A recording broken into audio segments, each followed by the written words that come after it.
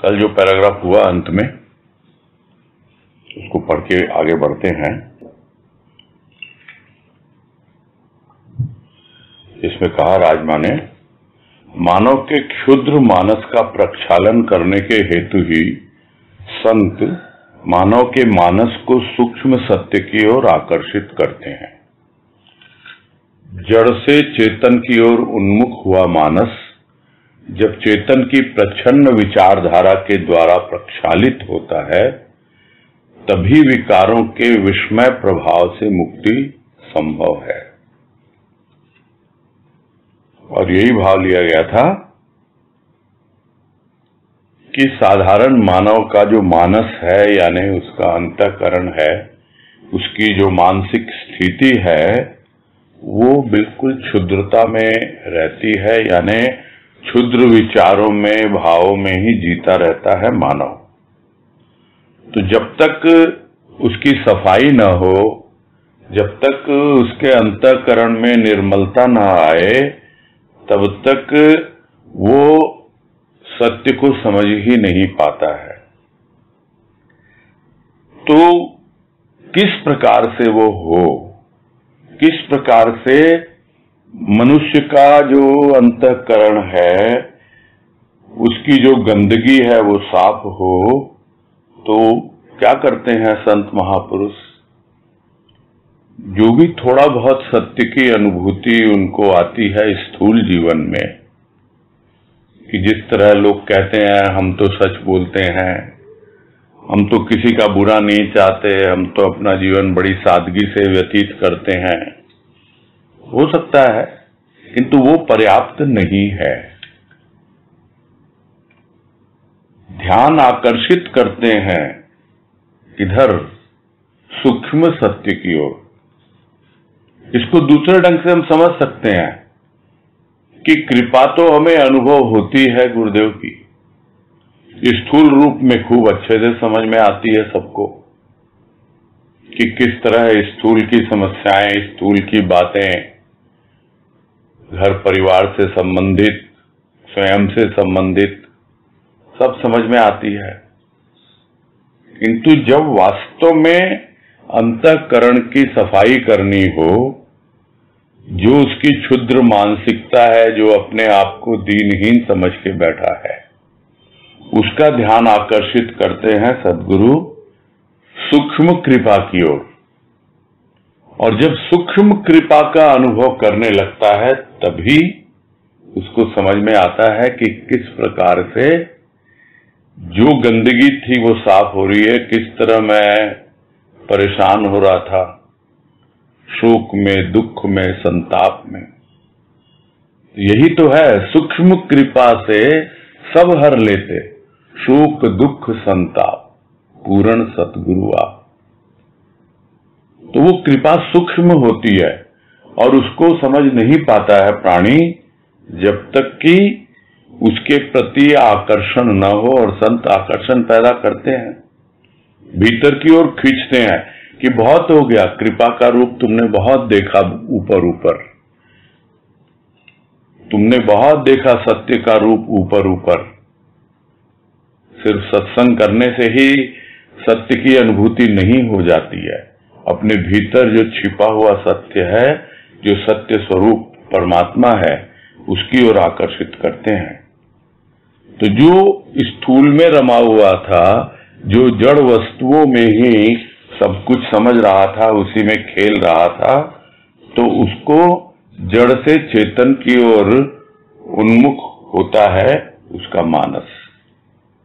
और होता है तो एक ऐसी भीतर में विचारधारा होती है जिसको वो समझ नहीं पाता है कि किस प्रकार से मेरे भीतर सद्गुरु सूक्ष्म कृपा कर रहे हैं और किस प्रकार से वो उनकी चेतन विचारधारा जो प्रच्छन्न है, जो प्रकट नहीं है, छिपी हुई है, वो बहती है हमारे अंतःकरण में और जड़ से चेतन की हमारी यात्रा आरंभ हो जाती है। जितना भी हमारी क्षुद्रता है, जड़ता है, वो सब दूर होने लगती है, गंदगी साफ होने लगती है। तो तो इस तरह है मानव का मानस प्रक्षालित होता है। और यह प्रोसेस यानी कि इस तरह से जो कुछ भी चल रही है क्रिया, वो चलती रहनी चाहिए। और वो जब चलती रहती है तभी विकारों के विषमय प्रभाव से मुक्ति संभव है, नहीं तो नहीं है। नहीं तो मुक्ति संभव है ही नहीं। सबसे पहले तो मुक्ति विकारों से लेनी है, और उन विकारों के जो प्रभाव है वो भी हमको मालूम है, वो विषवत हैं, विष के समान है।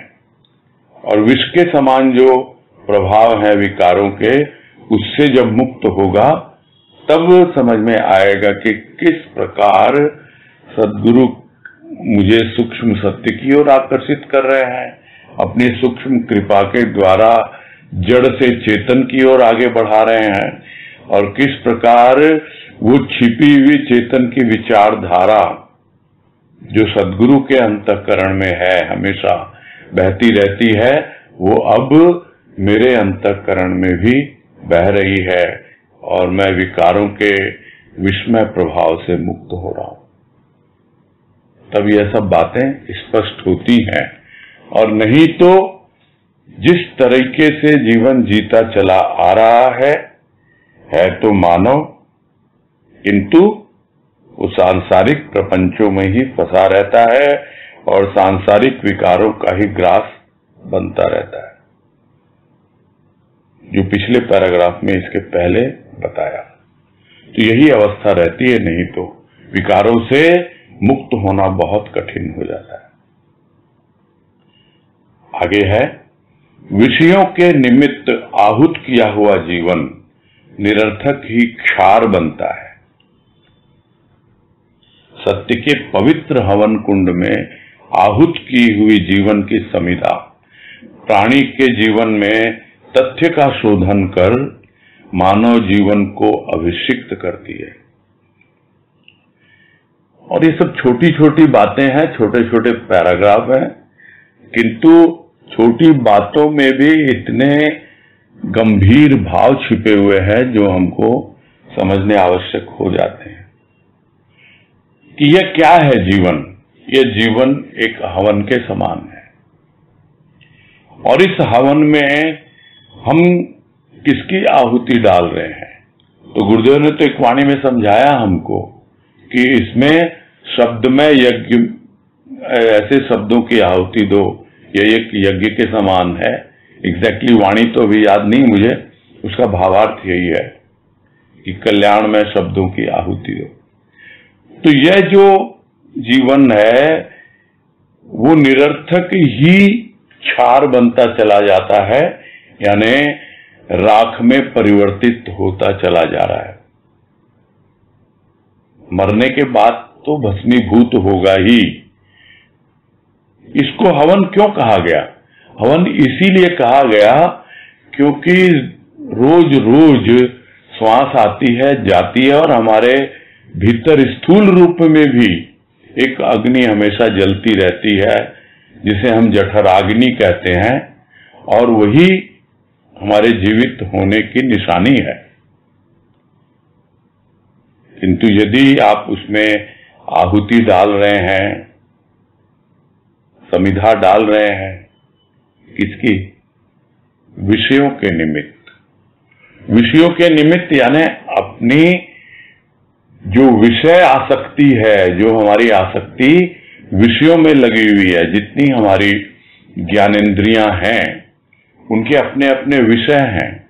ये सब बातें कई बार हम लोग समझ चुके हैं, और संक्षेप में इतना ही समझें कि जिस तरह आंख का विषय देखना है, कान का सुनना है, किंतु यदि हमारी आसक्ति हो जाती है विषयों में, और आसक्त कौन होता है? मन होता है।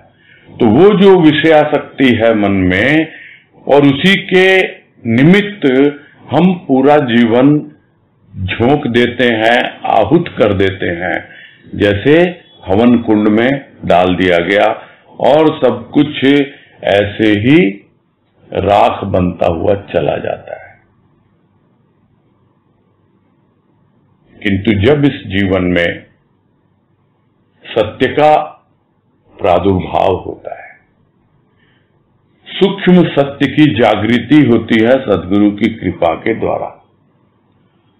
तो इस जीवन में एक छोटा सा हवन कुंड बन जाता है अपने ही अंतःकरण में, और उस सत्य के पवित्र हवन कुंड में जो कुछ भी हम जीवन की समिधा डालते हैं, तो उससे क्या होता है? उससे होता यह है कि हम तथ्य को समझने लगते हैं। सत्य हमें तथ्य से अवगत कराता है।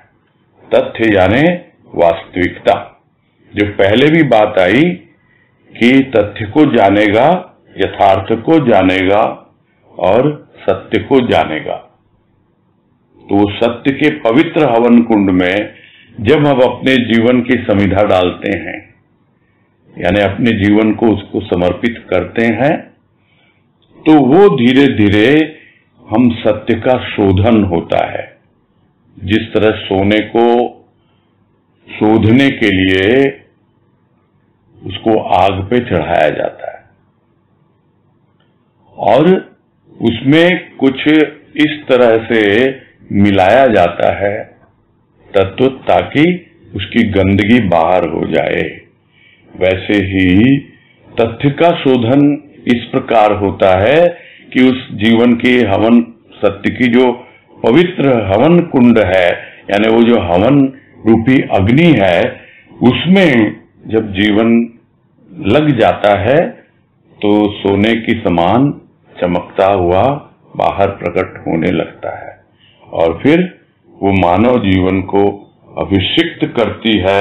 वो तथ्य शोधन करने से जो कुछ भी मिलता है उसको, जो आहुति उसने चढ़ाई, जो आहुति उसने दी, वो पूरी तरह हमें ओतप्रोत कर देती है, अभिषिक्त कर देती है, यानी पूरी तरह हमें उसे सराबोर कर देती है। और यह एक प्रारंभिक अवस्था है। किसके लिए? जीव भाव से शिव भाव की ओर बढ़ने की। शिव क्या करता है? शिव जो भी तथ्य उसको पता लगता है, जो सत्य उसके जीवन में प्रकट हुआ और उसके ऐश्वर्य को उसने समझ लिया और उसे क्षार समझकर, राख समझकर उससे अपने आप को अभिषिक्त कर लिया। एकमात्र शिव का ही अभिषेक जो है वो राख से होता है। तो इस तरह जो तथ्य है वो प्रकट हो जाता है, फिर उसको बार बार हमें मंथन करने की जरूरत नहीं है, बार बार उसको करने की आवश्यकता ही नहीं है। जिस तरह ढंग से यदि तरीके से मंथन किया हुआ हो तो वो मक्खन बाहर निकल जाता है, तो फिर दूध में या छाछ में फिर से मिक्स नहीं होता है। वैसे ही है, एक बार तथ्य सामने आ गया जीवन का और सत्य के पवित्र हवन कुंड में हमने आहुति दी, तो वो सार जो है वो क्या है? वो तथ्य, और उसे हम अपने पूरे जीवन को अभिषिक्त करें, शिव की तरह राख जैसे लपेटते हैं, लपेट लें और फिर दोबारा उसकी आवश्यकता नहीं पड़ती है। आगे है, मनुष्य की स्वार्थमयी दृष्टि उसे अंधा बना विभ्रांत करती है। परमार्थमयी दृष्टि ही यत्र तत्र सर्वत्र परम ऐश्वर्यशाली प्रभु के दर्शन करती है। नेत्र की ज्योति का परम लाभ तो परमार्थमयी दृष्टि को ही मिलता है। और इसमें यही कह रहे हैं, आंखें तो सबको दी हैं भगवान ने,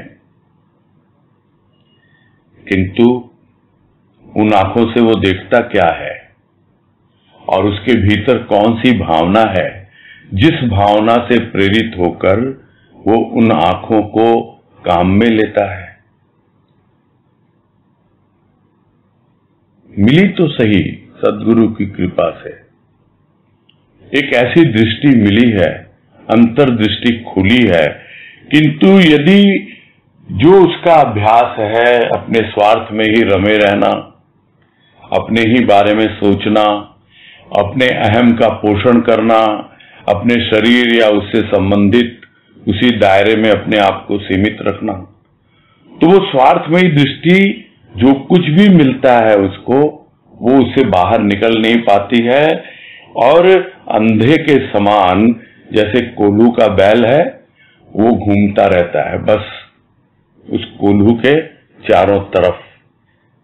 उसकी तो आंख पे पट्टी बांध दी गई है, किसी और ने बांधी है, किंतु यहां मनुष्य स्वयं अपनी आंख पर पट्टी बांधकर बस अपने घर परिवार के चारों ओर चक्कर काटता है, उससे बाहर निकल नहीं पाता है, विभ्रांत करती है। एक होती है भ्रांति और एक है विभ्रांति। विभ्रांति मतलब भ्रांत होने के बाद भी बाहर नहीं निकल रहा है, वो उसी गोल चक्कर में चक्कर काट रहा है, गोल गोल घूमते जा रहा है। यह है स्वार्थमयी दृष्टि।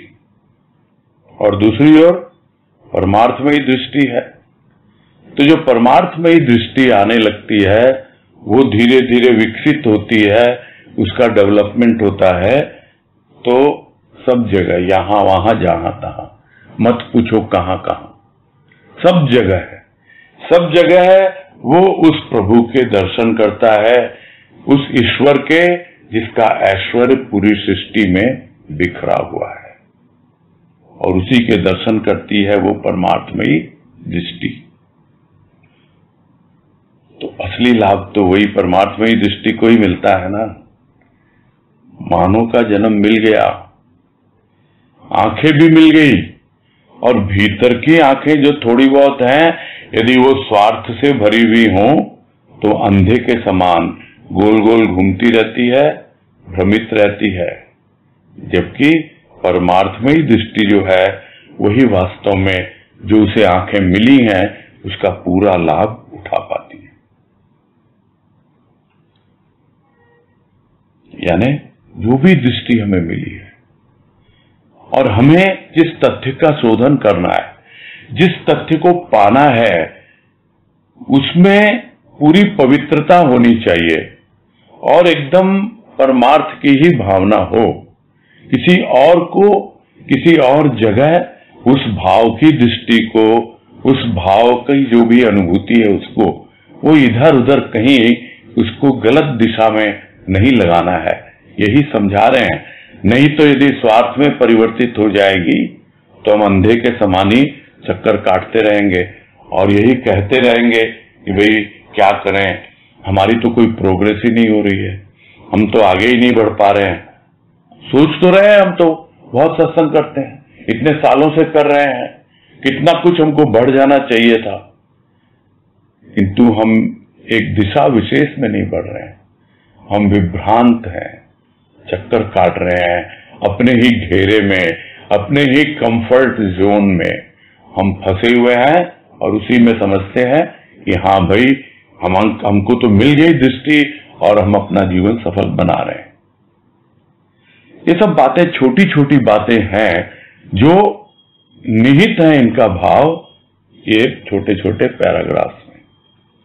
आगे है, समय समय पर जब मनुष्य की संवेदना मृत प्राय होकर जड़ीभूत होती और परिणाम स्वरूप मानव केवल काम, क्रोध और मोह का उपासक बन प्रेम भाव की उपेक्षा करता है, संत का प्रादुर्भाव होता रहा है और प्राणी के प्राणों की सुप्त चेतना को अपनी वाणी की भेरी के द्वारा पुनः स्वर भर मुखरित करता रहा है।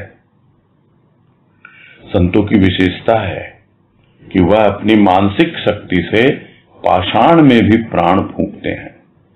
मनुष्य होकर भी जिसके हृदय में स्व स्वरूप के प्रति संवेदना का भाव नहीं, ऐसी पाषाण मूर्ति में अहम बोध जागृत कर उन्हें मानवीय ही नहीं दैवी आभूषण धारण करने के हेतु प्रेरणा प्रदान करते रहे हैं। और यहां पर यही समझा रहे हैं कि संतों का प्रादुर्भाव क्यों होता है और यहां अवतार शब्द नहीं लिया है, प्रादुर्भाव, जिसकी बातें होती रहती है। प्रादुर्भाव तब कहलाएगा जब मानव मात्र के बीच में यह अनुभव हो सब मानव को कि यह हम में से ही एक है। यह कोई अवतारी भगवान नहीं है, इसके पास कोई चमत्कारिक शक्ति लेके नहीं आया कि एक चिटली उंगली पर गोवर्धन उठा ले या एक तीर से 1000 राक्षसों को मार दे। ये ऐसा नहीं है, ये हम में से ही एक है। इसका अवतार नहीं हुआ, इसका प्रादुर्भाव हुआ है। इस बात को समझना है। और कब आता है? मनुष्य के बीच में रहता है। अवतारी के फॉलोअर्स हो सकते हैं, उसके चमत्कार से लाभ उठाने वाले हो सकते हैं, पीछे पीछे पिछलग्गू हो सकते हैं, किंतु संतों को पसंद नहीं होता।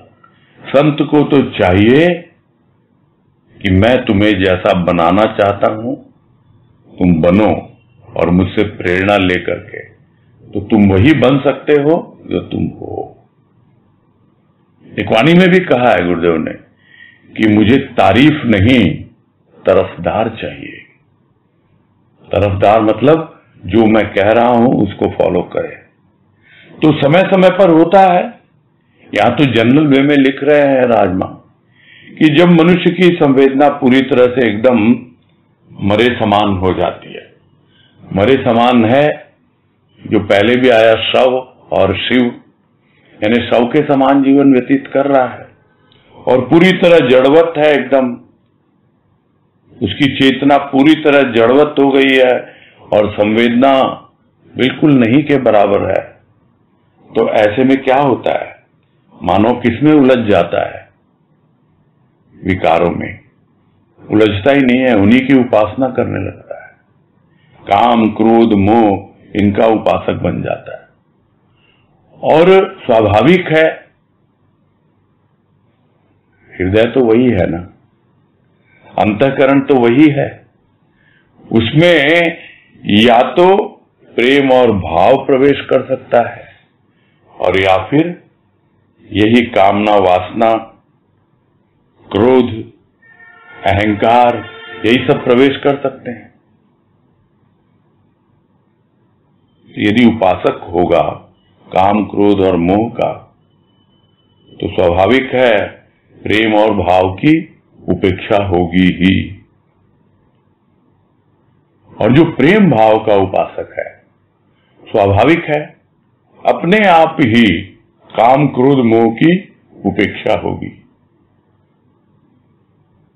उपेक्षा करता आया है और यह सब जब देखता है ना संत, तो आता है उसके जीवन में होगा। संत का प्रादुर्भाव तो हो गया, इस धरा पर हो गया, किंतु यदि हमारे हृदय की धरा पर उसका प्रादुर्भाव नहीं हुआ, जिसको हम लोग हर साल बोलते ही रहते हैं कि संत का जन्मदिन मनाते हैं, किंतु जब हमारे हृदय पर उसका जन्म होगा तभी वास्तव में जन्म मनाना सार्थक। प्रादुर्भाव तो हो गया, किंतु हमारे हृदय में क्या उसके प्रेम और भाव का प्रादुर्भाव हुआ? वही तो उसका रूप है, वही तो उसका सूक्ष्म रूप है। तो जब उसका प्रादुर्भाव होता है तब समझ में आता है कि प्राणी के प्राणों में जो चेतना सोई हुई थी, यानी जो प्राण जड़वत हो गए थे, उसको अपनी वाणी की भेरी के द्वारा, भेरी क्या करती है? भेरी है तैयार होने के लिए, आगमन के लिए, प्रस्थान के लिए, सबके लिए। भेरी बजती है तो एक जो पार्टी होती है वो चल पड़ती है युद्ध में, और दूसरी सावधान हो जाती है कि उधर भेरी बज चुकी है।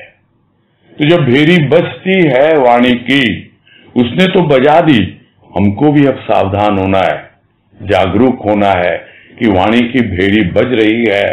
अब वो वाणी हम पर प्रभाव डालेगी ही डालेगी। अब हम उसे स्वीकार करने के लिए तैयार हैं या नहीं हैं। अगर तैयार होंगे तो हम सोए नहीं रहेंगे, फिर हमारी चेतना सोई हुई नहीं रहेगी, उस भेरी को सुनकर ही जाग जाएगी। और जब जाग जाती है तब फिर से उसमें एक अलग स्वर की अनुभूति होती है, हमारे भीतर से भी एक भेरी निकलती है। तब हम भी कुछ गुनगुनाते हैं, कुछ गाते हैं, हम भी कुछ अभिव्यक्त करते हैं, तो पुनः स्वर भरता है वो संत अपनी वाणी की भेरी के द्वारा और मुखरित करता है, अपने भी मुख से कहता है और अपने संतति के मुख से, बच्चों के मुख से भी वही बोलता है। तो यह बातें होती रही हैं, अभी भी होती हैं, ऐसा कुछ भी नहीं है। और यही तो विशेषता है संतों की, कि उनकी अपनी जो एक मानसिक शक्ति होती है, वो कोई यह जरूरी नहीं कि जीवन काल में ही रहेगी। उनके शरीर छोड़ने के बाद भी, उनकी यही लीला संपूर्ण होने के बाद भी वो उनकी शक्ति बिल्कुल बरकरार रहती है और ऐसी होती है कि पत्थर में भी जान डाल देती है। एक पत्थर की मूर्ति, उसमें भी प्राण फूंक देती है, उसकी प्राण प्रतिष्ठा कर देती है। हम समझते हैं कि हम मूर्ति की प्राण प्रतिष्ठा कर रहे हैं, भक्त समझते हैं कि भक्त प्राण प्रतिष्ठा कर रहे हैं। ये तो हमारे भीतर बैठा हुआ वो संत का भाव है, जिसने हमारे प्राणों में अपनी वाणी की भेरी के द्वारा एक ऐसी फूंक मारी है कि हमारी सोई हुई चेतना जागी है और हमारे प्राण सजीव हुए हैं। उन्हीं प्राणों को जब हम उस मूर्ति को समर्पित करते हैं, तब जाकर वो प्राण प्रतिष्ठा होती है। यानी वो संत ही स्वयं अपनी प्रतिष्ठा करवाता है, अपनी प्राण प्रतिष्ठा करवाता है। तो पाषाण में भी प्राण फूंक देते हैं संत, यह है संतों की विशेषता। और मनुष्य होकर भी हृदय में नहीं है, किसके प्रति संवेदना नहीं है? अपने स्वरूप के प्रति। उसका स्वय जो है, उसका रूप, उसका स्वरूप, उसके प्रति है ही नहीं संवेदना। क्यों? क्योंकि मनुष्य की संवेदना तो बिल्कुल जड़वत है, प्राणों में कुछ है ही नहीं चेतनता का प्रभाव। तो क्या होगा फिर? तो संवेदना का भाव नहीं है, बिल्कुल पत्थर की मूर्ति की तरह है वो एकदम। तो उस पाषाण मूर्ति में भी अहम बोध जागृत करते हैं। अहम बोध यानी तू भी कुछ है। तू अपने आप को क्या समझ बैठा है कि केवल काम क्रोध मोह इसकी उपासना करता रहेगा? क्या इसीलिए तुझे मानव का जन्म मिला है? क्या यही तेरी मानवता है कि तू पत्थर बन के जीवन व्यतीत करे? तो उस पाषाण मूर्ति में भी या अहम बोध का जागरण करते हैं कि देख तू है, तू दीनहीन नहीं, तू भी मेरी तरह ही मानव है, तू मेरी संतान है। तब वो एक ऐसी भावना आती है मन में, हाँ भाई मैं भी कुछ हूं। नहीं तो प्राणी सोचता मेरे लिए क्या हो, संत है भाई, संत तो संत होते हैं, उनके द्वारा बहुत कुछ संभव है, मेरे द्वारा क्या संभव है, कुछ भी तो नहीं कर सकता मैं। और इस तरह पड़े रहना चाहता है वो। किंतु संत ऐसे पाषाण मूर्ति में भी अहम बोध जागृत कर देते हैं और उनके भीतर सिर्फ मानवता ही नहीं भरते कि तू मानव है, अपनी मानवता को समझ, बल्कि तू आया है अपने देवत्व को समझने के लिए। तो वो मानव दानव नहीं, देव बनने के लिए आया है। और इस तरह की बातें पहले भी माँ ने कही है पिछले लेखों में। तो उससे पूरी तरह आभूषित करते हैं और आभूषित करने के लिए प्रेरणा भी देते हैं। और जब प्रेरणा देते हैं तब समझ में आ जाता है कि यह किसकी प्रेरणा है, किसी और की नहीं। उस संत की ही प्रेरणा है। आगे है, साधारणतः प्राणी कुछ मान्यताओं के तिनकों से सजाता है अपने जीवन की छत। एक ही परिधि में भ्रमण करते हुए ही जीवन की ऊंचाइयों के भ्रम को पालता है। अतः अहंकार के मद में चूर क्या जान भी पाता है कि इस छत से भी ऊपर कुछ है।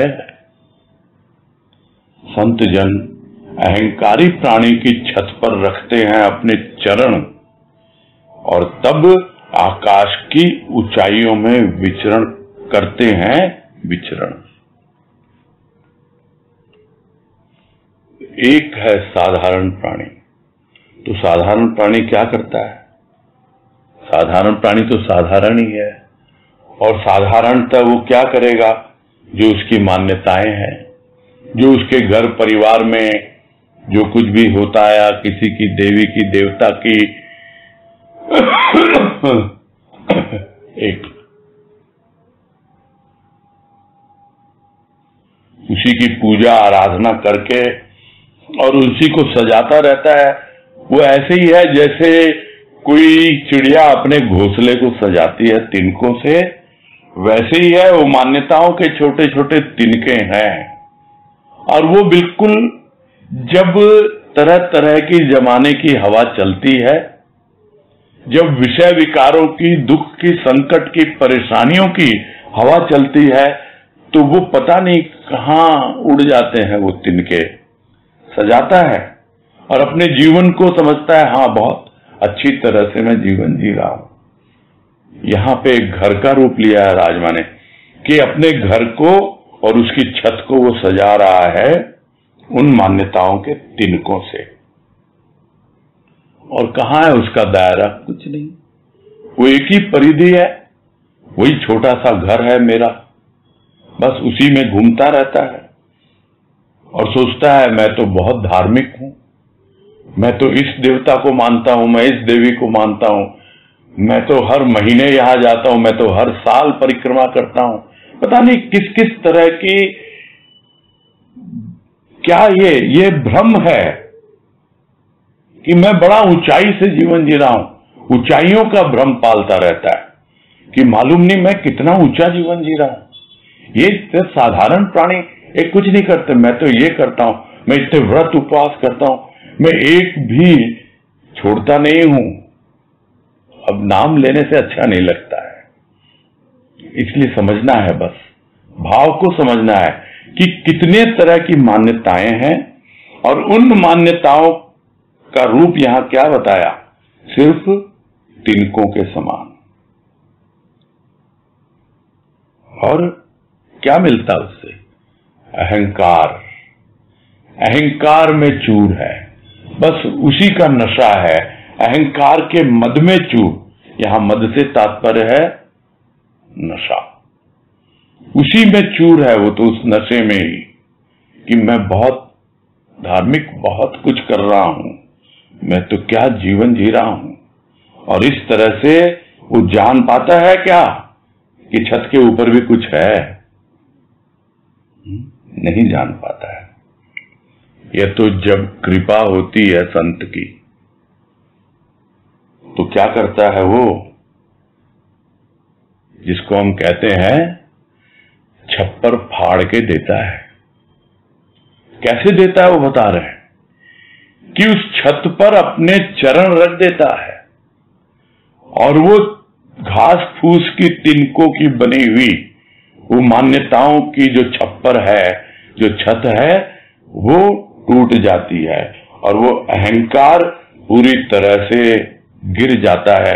और तब देखता है प्राणी कि रे आकाश नाम की भी कोई चीज होती है, नहीं तो उसी छत को वो अपना आकाश समझ बैठा था। यही समझ रहा था कि यही सब कुछ है। छत तो थी, किंतु प्राय देखा गया छत तो खुली हुई होती है, किंतु उसने ढक रखा था उसको अपनी मान्यताओं के द्वारा, छोटे छोटे तिनकों के द्वारा। और संत अपने चरण रखकर आकाश की ऊंचाइयों को दिखलाते हैं और कहते हैं चल तेरे को भी आकाश में विचरण करवाता हूं। तो एक बार दो बार तो घुमा ही आते हैं पूरा। ये ऐसे ही होता है। प्रलोभन देने के लिए जिस तरह हवाई यात्रा वाले कर देते हैं वैसे ही है। एक बार तो आकर्षित करने के लिए संत भाव की उन ऊंचाइयों तक पहुंचा ही देता है प्राणी को, किंतु बाद में उसको समझना होता है कि अब मेरी मान्यताएं नहीं है, अब मैं तथ्य को समझने लगा हूं। अब मैं जीवन में उस हवन कुंड में, जो सत्य का हवन कुंड है, उसमें अपने आप को जान पा रहा हूं, समझ पा रहा हूं और अपने स्वस्वरूप के प्रति मेरी संवेदना जागी है। मैं अपने आप को समझने के लिए कोशिश में लगा हुआ हूं, और नहीं तो वो मान्यताओं के छोटे छोटे तिनके और उसी से सजाता रहता है अपनी छत को, अपने घर को, और समझता है बस क्या हूं। खैर आगे बढ़ते हैं। सागर के खारे जल से नमक निकालना विशेष दुष्कर नहीं, किंतु मोती प्राप्त करने के लिए तो प्राणों की बाजी लगानी पड़ती है।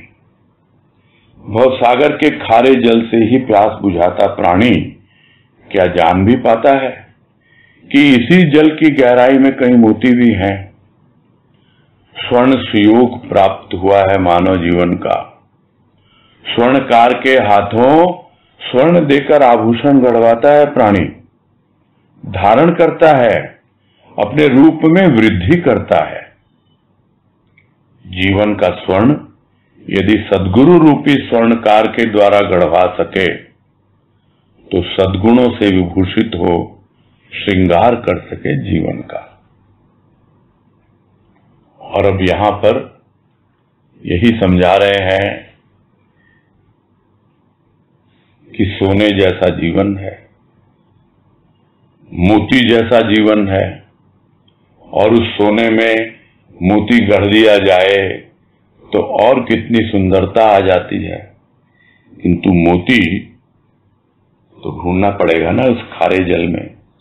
तो ये भवसागर है, ये खारा जल है, उससे नमक तो सारी दुनिया निकालती है। नमक निकलता कहां से है? इसी सागर से ही निकलता है। तो वो कोई विशेष दुष्कर काम नहीं है, वो तो सतह पर है। उस पानी को गड्ढे बना बना के छोड़ देते हैं। जहां कहीं नमक निकाला जाता है, यदि किसी को सौभाग्य प्राप्त हुआ हो मेरी तरह देखने का कि कैसे नमक बनाया जाता है, वो जहां पर भी समुद्र होता है उसके आसपास गड्ढे बना देते हैं, और जब खूब जोरों से ज्वार आता है पानी उसमें भर जाता है, और फिर उसके अनुसार वो और दूसरी दिशा में गड्ढे बना के उस पानी को ले जाते हैं। तो इस तरह उसको एकत्रित करते हैं, धूप से सूख जाता है, अपने आप सारा काम होता है। प्रकृति सब कुछ कर देती है, कोई कठिन नहीं है। यही कह रहे हैं, उससे नमक निकालना कोई विशेष दुष्कर काम नहीं है, वो तो ऊपरी काम है, सतह पर है वो तो। किंतु मोती तो बड़ी गहराई में मिलते हैं, और उसके लिए तो प्राणों की बाजी लगानी पड़ती है। तो वो मोती प्राप्त करने के लिए तो स्वाभाविक है अपने प्राण न्यौछावर करने होंगे अपने इष्ट को।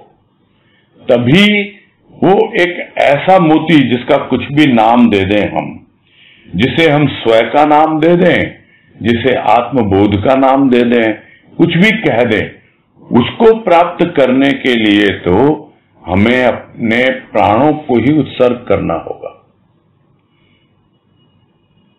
क्योंकि स्वयं का तो अर्पण हो नहीं सकता। इस पर भी एक बात याद आ रही है, कभी चर्चा हो रही थी, कई साल हो गए, 20-25 साल पहले की बात है। तो किसी भाई ने कहा कि भाई समर्पण वो होता है जो स्वयं का अर्पण होता है। तब गुरुदेव कृपा से यही कहा गया, आप सब कुछ अर्पित कर सकते हो किंतु अपने स्वयं को अर्पित नहीं कर सकते किसी को भी। तो स्वयं के अलावा क्या अर्पित कर सकता है? अपने प्राण, प्राणों को अर्पित कर सकता है। तो जो उसके लिए मरने को तैयार हो जाए उसी को नवजीवन मिलता है। जो अपने प्राणों की बाजी लगा देता है उसी की जीत होती है। ये एक ऐसी बाजी है जिसमें कोई हारा नहीं आज तक। प्राणों की बाजी लगा दें और उस स्व अनुभूति का मोती प्राप्त कर लें। प्राणी क्या करता है?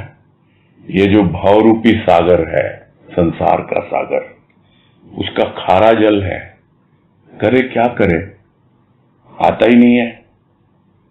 फिर भी जैसे तैसे प्यास बुझाने की कोशिश करता है। वो क्या जान भी पाएगा इसी जल की गहराई में है?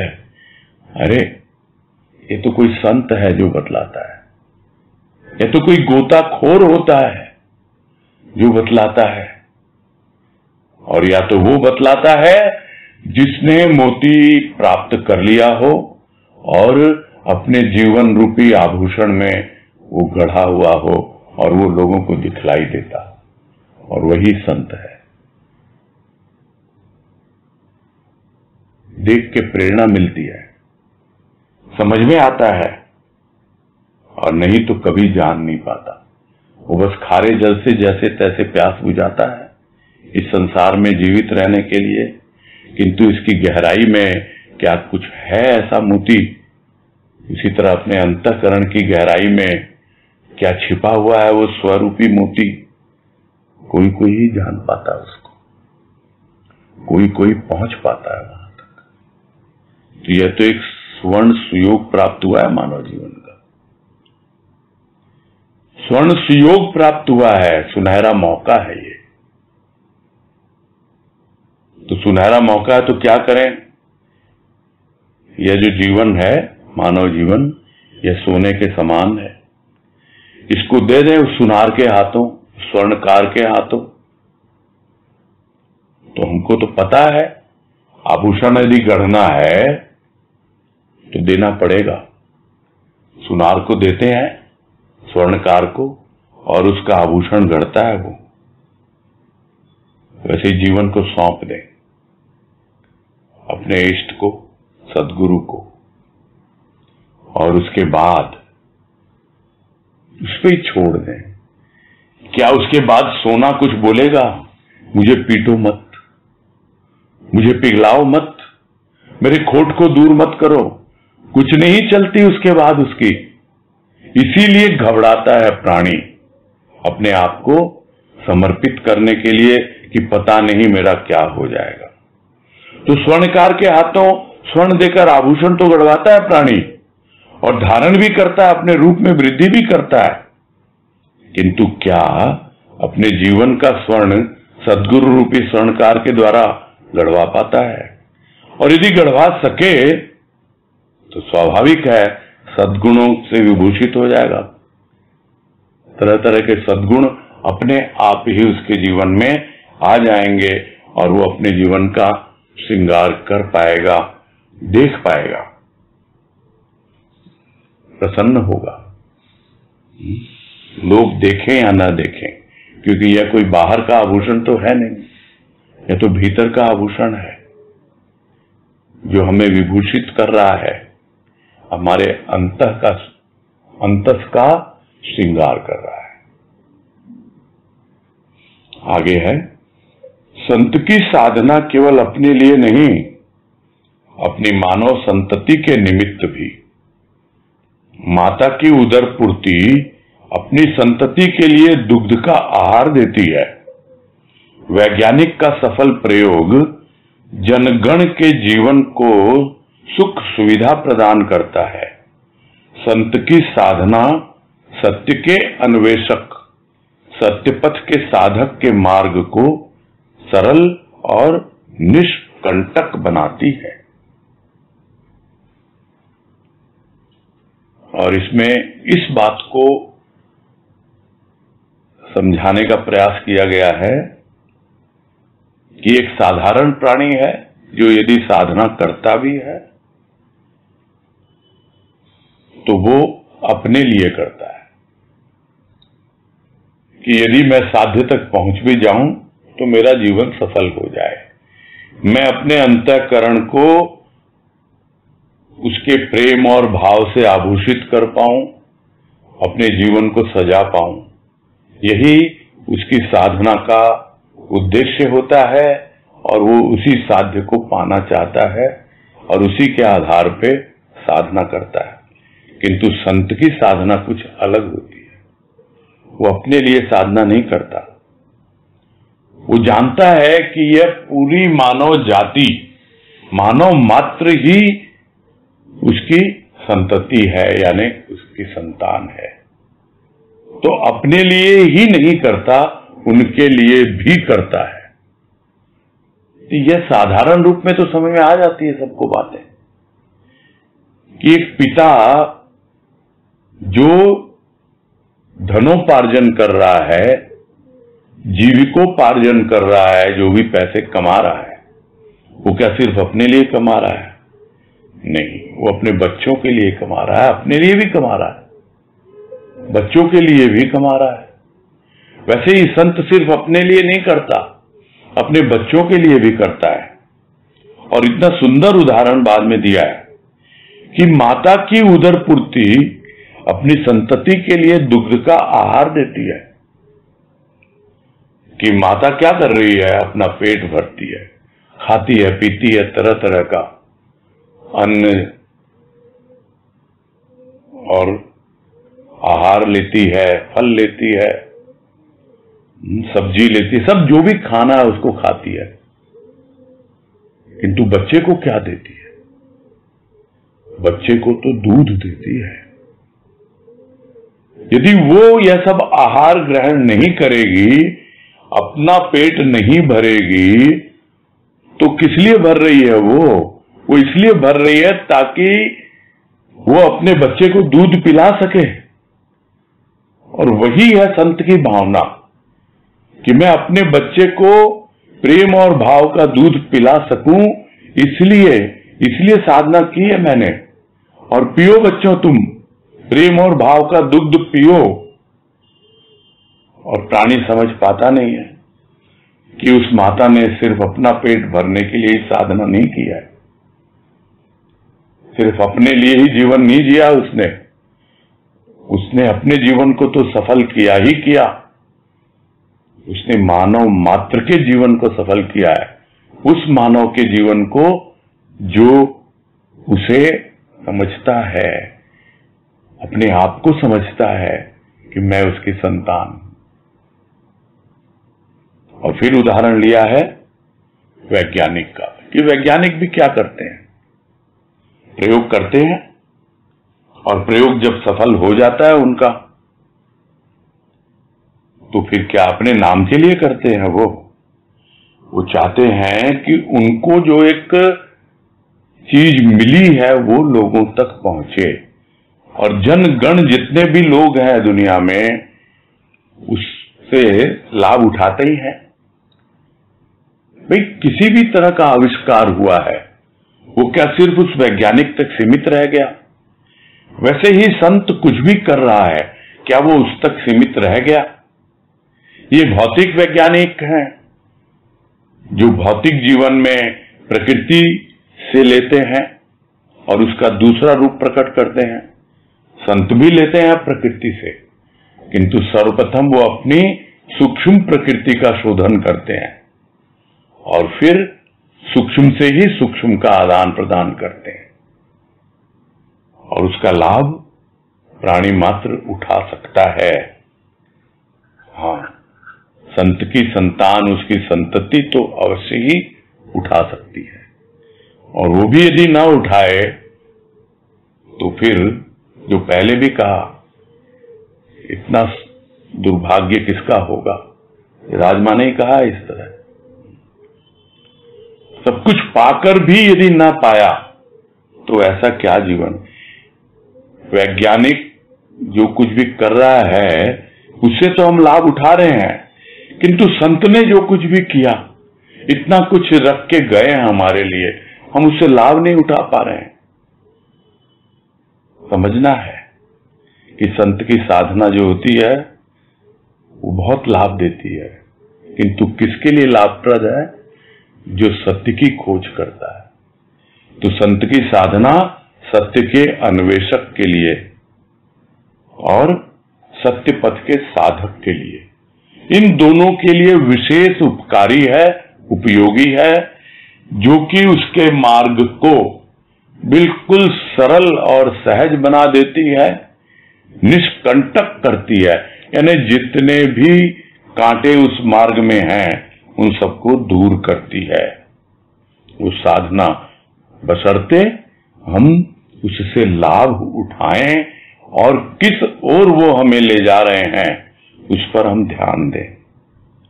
और फिर एक उदाहरण लिया अगले पैराग्राफ में, वो हम समझ लें, तब ये बातें पूरी और स्पष्ट हो जाएंगी। कह रहे हैं, तैयार वस्त्र धारण करने वाला क्या विचार भी कर पाता है कि किस परिश्रम से वस्त्र तैयार हुआ है? भोजन की थाली अनायास ही प्रस्तुत है जिसके समक्ष, वह बीज के उस रूप पर कहां विचार करता है जिस बीज का परिष्कृत परिणाम उसकी उदर पूर्ति करता है। बिजली प्रभृति के आविष्कार का किन विशिष्ट क्षणों में किसे ध्यान आया, उसने उसके लिए क्या क्या परिश्रम किया, जनसाधारण इन बातों से अनभिज्ञ ही रहता है। अनभिज्ञ रहता है, फिर भी लाभ उठाता है प्रत्येक वस्तु से। और इसमें यही कह रहे हैं कि कपड़े तो हम पहनते हैं, तैयार है वस्त्र, क्या हम कभी विचार करते हैं कि कितना परिश्रम इसके पीछे हुआ है इस कपड़े को तैयार करने में? फिर उदाहरण है, भोजन की थाली हमारे सामने आ गई और हम खूब भोजन भी कर रहे हैं, खा भी रहे हैं, किंतु जो बीज रूप में जो अन्न था या जो भी फल सब्जी वगैरह जो भी थी, क्या हम उस पर विचार करते हैं कि वो किस तरह उसका रूपांतरण हुआ है, किस प्रकार उस बीज की साफ सफाई हुई है और वो आज हमारे भोजन के योग्य बना है, वो भोज्य पदार्थ के रूप में परिवर्तित होकर हमारे पेट को भर रहा है, हमारी उदर पूर्ति कर रहा है? क्या हम कभी विचार करते हैं? उसी प्रकार बिजली प्रवृत्ति के आविष्कार, प्रवृत्ति मतलब उसके जैसे, यानी बिजली या उस टाइप के जो भी आविष्कार हुए हैं, वो किस तरह से किन विशिष्ट क्षणों में आया, ध्यान में आया। तो यहां बिजली का तो थोड़ा सा मुझे ध्यान है, वो ये है कि फैराडे नाम का हुआ था, पतंग उड़ा रहा था, बरसात के दिन थे, आकाश में बिजली कड़की और कहीं से उसके हाथ में वो करंट आ गया, तो उसको लगा अगर वो बिजली आकाश में है तो क्यों नहीं हम उसको धरती पर ला सकते हैं। बस इसी से प्रेरणा लेनी है कि वो जो आकाश में हम समझते थे वो भगवान रहता है, उस संत ने उसका आविष्कार कर दिया, हमारे जीवन में उसको प्रकट कर दिया कि तुम भी उसे अनुभव कर सकते हो। और हम बड़े सुलभ, जैसे एक स्विच जलाते हैं और बिजली का लाभ उठाते हैं बस। और उसके लिए भी बात पहले आ चुकी है, जो गुरुदेव की वाणी है कि एक स्विच है, कौन सा? उसके चरण, उसके चरण वो स्विच हैं जो हमारा सीधा कनेक्शन जोड़ देते हैं उस प्रभु के साथ। तो इस प्रकार हम उस पे जब विचार करते हैं तो न जाने किन किन बातों से हम अवगत होते हैं। तो किसे ध्यान आया है कि उसके लिए कितना परिश्रम किया है? तो जन साधारण इन सब बातों से अनभिज्ञ रहता है, कोई जानकारी होती नहीं है उनको, लेकिन फिर भी लाभ तो उठा ही रहा है। संत जो कुछ भी हमारे लिए करके गया है हम उससे लाभ तो उठा ही रहे हैं। भले हम ये न समझे कि वो क्या हमें निर्देश दे रहे हैं, क्या बतला रहे हैं, किस प्रकार से हमने सत्य की खोज की है और तुम्हें भी रास्ता बतला रहे हैं, तुम्हारा भी मार्ग बिल्कुल निष्कंटक कर रहे हैं। तुम संत के आधार लेकर उस सत्य की साधना में लग जाओ और फिर देखो सत्य के अन्वेषक बनोगे, खोज करोगे अपने जीवन में इसी सत्य को, और नहीं तो अनभिज्ञ ही रह जाते हैं। हम समझ ही नहीं पाते हैं कि वास्तव में संत हमसे चाहता क्या है। बस यही पूरा कर।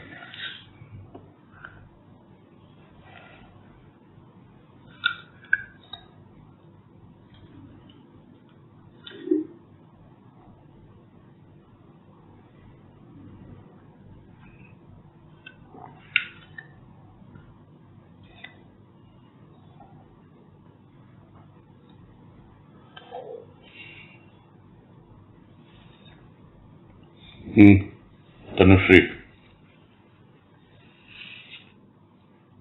प्रणाम भैया। हाँ नमस्कार, बोलो।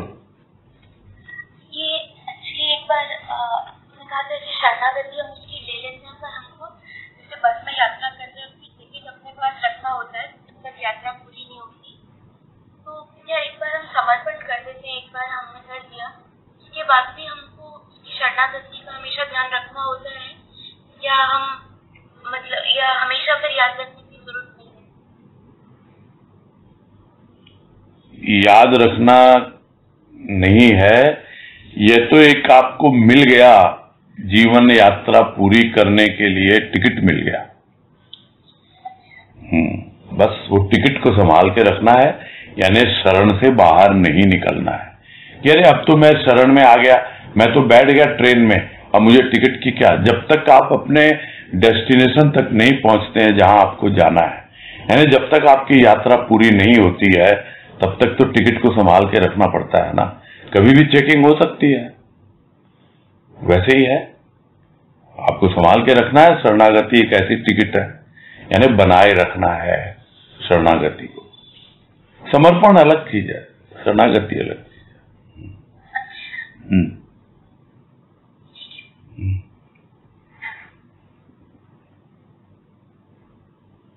अनीता तुलसियान।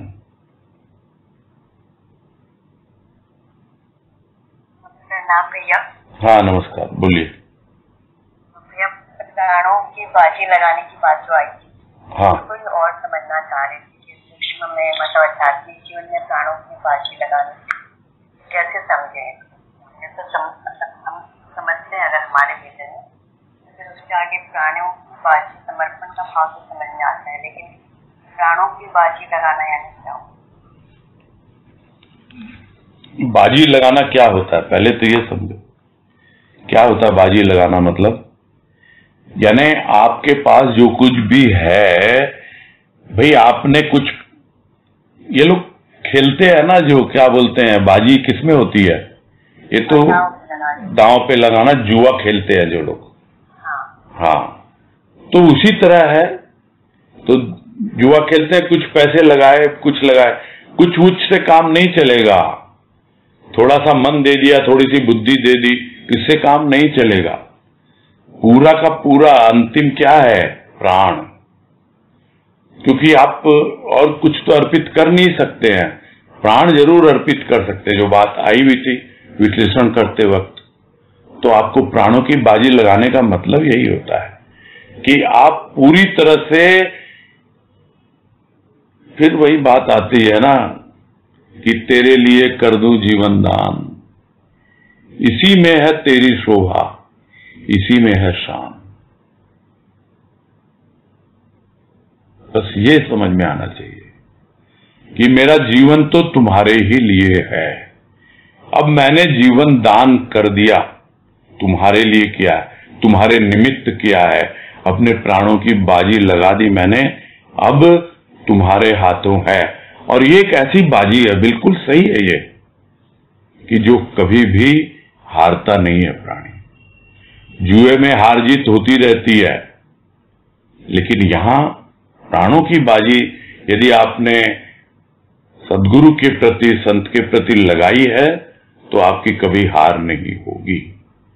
आपके प्राण जो बिल्कुल जड़वत है, या जो बिल्कुल जो सब बातें हैं लगाई, इसमें सब अच्छे से समझाया माँ ने, है ना। तो उसमें एक नई चेतना आती है, और आप जो अभी तक समझे ही नहीं सत्य का रूप, उस सत्य का रूप समझाता है संत हमको, उसका सूक्ष्म रूप बतलाता है।